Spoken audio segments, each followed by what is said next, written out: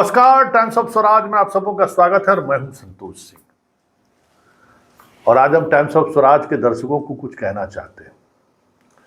कभी कभी हम प्रतिक्रिया देख भी लेते हैं कि लोगों की क्या प्रतिक्रिया, अमूमन बहुत कम। लेकिन और कभी कभी होता यह है कि जो हमारे परिचित हैं वो प्रतिक्रिया आपकी खबर पर, मेरी खबर पर क्या प्रतिक्रिया चल रही है उससे वो अवगत भी कराते हैं। जैसे कल ही एक हमारे सर हैं, वो बड़ा हंसते हुए इमोजी के साथ एक मैसेज उन्होंने भेजा कि जो आदमी अब तेजस्वी को किसी जिस खबर को लेकर आपने एक्सपोज किया है उसमें जो जो आपकी आलोचना कर रहा है वो अभी जो बीजेपी वाली खबर पर जो आप बीजेपी को आईना दिखाए हैं उसमें आपको बधाई दे रहा है, कह रहा है क्या पत्रकारिता है संतोष जी का। इसी तरीके से अभी बीजेपी को लेकर कोई खबर चलाए तो कहा कि संतोष जी आप भ्रम में है, 425 जीतेंगे हम लोग। किसी का देखते हैं कि नीतीश जी पर काहे आप इतना लगे रहते हैं। पत्रकारिता यही है कि कोई पार्टी वाला ये नहीं कहे कि संतोष जी मेरा अपना है। हर पार्टी वाले को ये लगते रहे कि भाई संतोष जी अपने मिजाज से पत्रकारिता करते हैं और करेंगे। प्रतिक्रिया से, किसी भी तरह के आलोचना से हम अपने मिशन से भटक नहीं सकते। और मेरा मिशन है पत्रकारिता, और पत्रकारिता हम अपने अंदर जो मुझे लगता है वही चलाते हैं। तो चलिए देखिए कैसे बीजेपी के नेताओं के जुबान से वह राम दूर हो रहे हैं। जी हाँ, अमित शाह आज कटिहार आए थे। उम्मीद की जा रही थी कि वो कटिहार में स्वाभाविक तौर पे एक तरफ मुसलमान उम्मीदवार कांग्रेस का है तारिक अनवर, दूसरी तरफ दुलारचंद गोस्वामी जदयू से हैं, तो हमें लगा कि कटिहार में ये कॉमनल लाइन लेंगे, कुछ ना कुछ ऐसी बात वो कहें जिससे तनाव उत्पन्न हो। लेकिन पूरे भाषण के दौरान 16 मिनट 59 सेकंड इन्होंने भाषण दिया है। पूरे भाषण के दौरान राम तो गायब ही हो गए। एक बार भी इन्होंने राम की चर्चा नहीं की। एक बार कश्मीर की चर्चा की और एक बार धारा 370 की। लेकिन उसके बाद उन्होंने जो चर्चा की है वो आप सुनकर हैरान रह जाएंगे।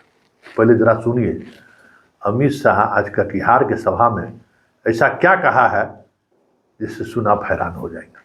भाई और बहनों, मैं आज कहने आया हूं, भारतीय जनता पार्टी ने सबसे पहला ओबीसी प्रधानमंत्री, पिछड़ा वर्ग का प्रधानमंत्री, अति पिछड़ा वर्ग का प्रधानमंत्री नरेंद्र मोदी को प्रधानमंत्री बनाने का काम भारतीय जनता पार्टी ने किया। भाई और बहनों, एक गरीब चाय बेचने वाले के बेटे को भारतीय जनता पार्टी ने प्रधानमंत्री बनाया और मोदी जी ने अपने मंत्रिमंडल में 35% पिछड़ा, अति पिछड़ा सांसदों को मंत्री बनाने का काम किया है। नरेंद्र मोदी जी ने पिछड़ा वर्ग को संवैधानिक मान्यता देकर पिछड़ा वर्ग आयोग बनाने का काम किया।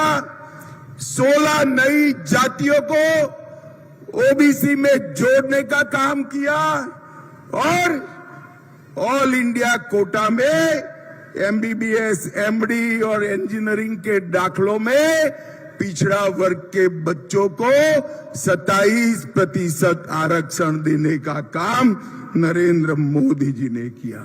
केंद्रीय विद्यालय, नवोदय विद्यालय और सैनिक स्कूल के दाखलों में भी नरेंद्र मोदी जी ने रिजर्वेशन लिया।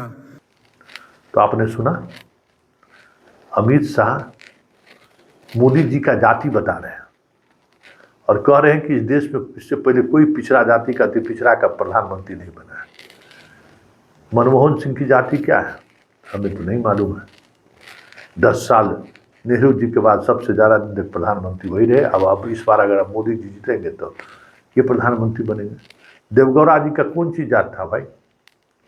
गुजराल साहब का कौन जात था? हमें नहीं मालूम। बहुत सारे चौधरी चरण सिंह का कौन जाते थे, वो भी प्रधानमंत्री बने थे। गुलजारी लाल नंदा कौन जाते थे, हम लोग नहीं पता है। तो बहुत सारे इस देश में ऐसे प्रधानमंत्री हुए हैं जिनके जाति के बारे में कुछ कहा नहीं जा सकता। लेकिन बीजेपी को ये कहना पड़ रहा है कि हमारे प्रधानमंत्री जी अति पिछड़ा और पिछड़ा है। मतलब फर्स्ट फेज के इलेक्शन में ही कुछ न कुछ ऐसी बातें सामने जरूर आई है कि धर्म पर राजनीति करने वाला राम, राष्ट्रवाद पर राजनीति करने वाला बीजेपी आज जाति पर बात कर रहा है।